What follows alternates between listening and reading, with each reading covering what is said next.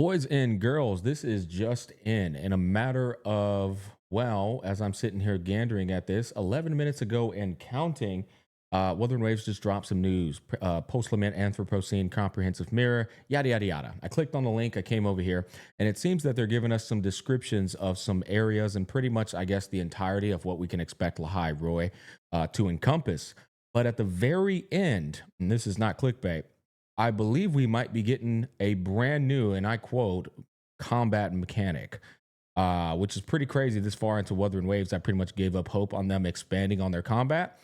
And you know, I don't want to get you guys' hopes up. I'm not saying it's going to be fucking something that's going to change everything, but that is kind of exciting news, especially considering it kind of came off as a description of being able to cast somewhat of a finishing move or something akin to an additional parry. We'll expand on that in a bit, but first, for the people who are interested in story purposes and world building, let's go over Lahai Roy real quick. A warm and humid haven beneath the Roya Frostlands, also known as Solaris's Extreme.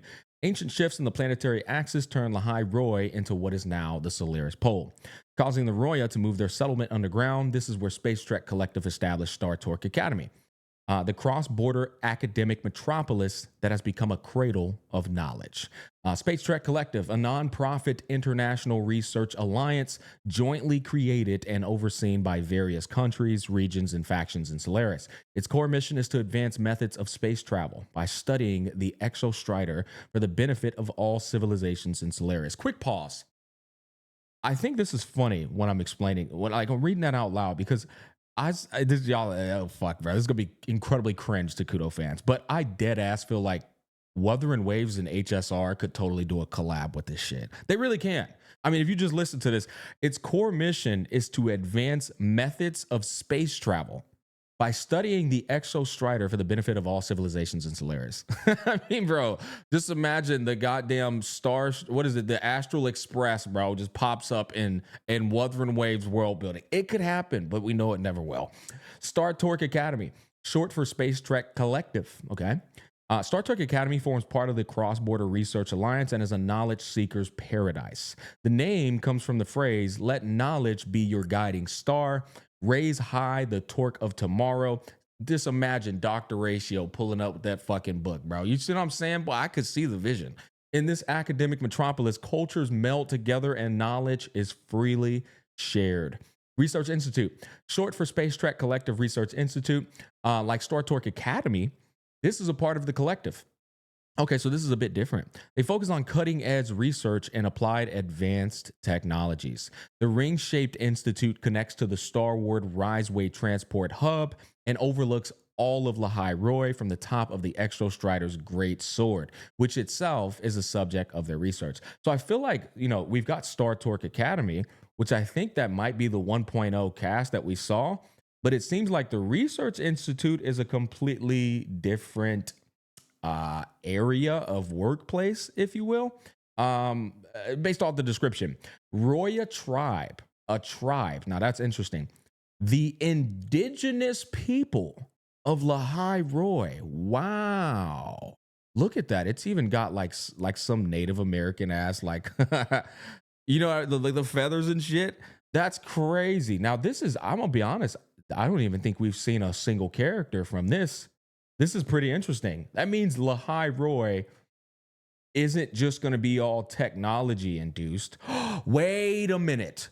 This is, remember I told y'all that the fucking elf gave off the ancient civilization like designs. She had tattoos on. I told y'all. I said she gave off, her tattoo looked like Horizon Zero Dawn. Her clothing, I was like, I believe I used Aztec. I was like, that shit's giving off like some deep, rich culture. I guarantee you this is where she's going to come from. Guarantee it. All right, let's continue. Known as the Salisalum, I don't know how to pronounce it. I'm going to give up on that one. Is found in the Yarter Woods. The Roya consider it their calling to guide the growth and migration of Exoswarm by using a calendar they created from observing the Exostrider reactor drive's behavior. It's a lot of jargon, but just like TLDR, that's 100% going to be where the elf girl is. The one that was comparable to Peeb in terms of their design not blowing people's minds. I thought it looked good. It just wasn't insane. But Yeah, I think that's probably going to be a very interesting place to visit too, in terms of lore and just honestly just story direction. Okay, now here's this new combat mechanics. I wasn't clickbaiting you. A new combat mechanism will be introduced in version 3.0: tunability, off tune level, and mistune. Your attacks build up enemies off tune level. And now, what I like about this looks like it's inside of the Tower of Adversity, guys. So it's not like this is some bullshit mechanic attached to an event. This looks like a permanent mechanic they're adding into the game, potentially. Very fucking exciting news if that's the case. And I think it is. I mean, look, it says new combat mechanics will be introduced in version 3.0. I don't know how else to interpret that. They can't, there's no way they're pump faking us here. Anyways, your attacks build up off tune level, okay? So you do your attacks like you normally do, and they build up an additional mechanic called off tune level. Once enemies off tune level is at max, they enter a mistuned state. Now, what I'm looking at here is, first of all, there's like a frequency, as you can see. There's also a little bit of a anime. I want to zoom in a bit more. Yeah, there's also a little bit more of an animation right here. And then the health bar has a bit of a white kind of element attached to it. So I guess this is the mistuned state, I guess, okay? Attacking mistuned state enemies will cause tune break. So you attack them once they enter this visual state right here, and then you're going to inflict what's called a tune break, which deals additional damage and resets their off tune level. Now, if that was all it did, that would be a bit anticlimactic, and it'd be like, who the fuck cares, right? Kind of just sounds like Shatter from Super Conduct and Genshin or something. But no, it gets further. It goes further. Tune break skill. You see, you can cast F, which we're very familiar with that mechanic in the game already. If you cast F, you see their HP bar here. For powerful enemies, cast Tune Break skill after they enter the mistuned state, and when their off tune level is maxed, to shatter their defense and cause Tune Break. So this shatters their defense and causes Tune Break. And then Tune Break skills deal damage to enemies, reduce their vibration strength, interrupts their attack patterns, and resets their off tune level. This to me sounds like an additional parry mechanic. And it seems that they've even given it an entire animation, like in a cinematic fashion.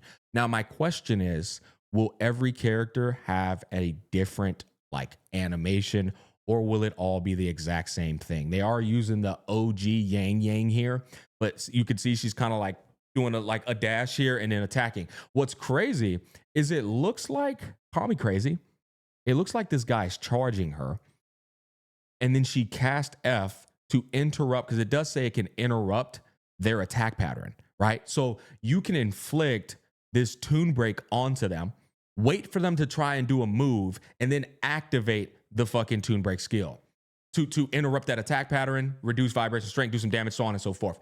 So it's a whole new mechanic that seems, I'm gonna be real, it might be making the combat even a slight bit easier based off what I'm reading here, because they're essentially allowing you, and I could be interpreting this wrong, I totally can. They're essentially allowing you a whole nother parry mechanic that apparently reduces defense, vibration strength, prevents them from doing some attack you probably normally wouldn't dodge because you have a skill issue, so what?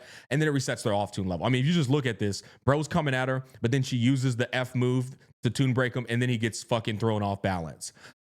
In hologram fights, I'll be honest, this sounds kind of fun. It depends on the pocket time to activate it and the window overall. But I was interested in seeing the shatter their defense. I wonder if it means that like literally, because there's not very many ways in the game to reduce somebody's defense. Like Chang Li has a way to reduce somebody's defense, and then like it's usually like a signature weapon.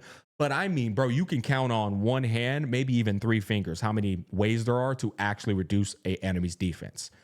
I think Tune Break might actually reduce their defense. That's the argument I'm trying to make here. Overall, is this like fucking insane? I don't think it's insane, but it sounds exciting. Sounds like an additional mechanic to have. And let me tell you something, bro. I don't give a fuck if it's just the most tiny thing. The fact that we're getting permanent combat mechanics, I think should be celebrated. But at the end of the day, we kind of got to wait and see what it's going to look like and how it's going to change the overall combat experience. That's going to wrap up this news for today. Quick and short. I hope you guys found some insightful news from this video. Peace.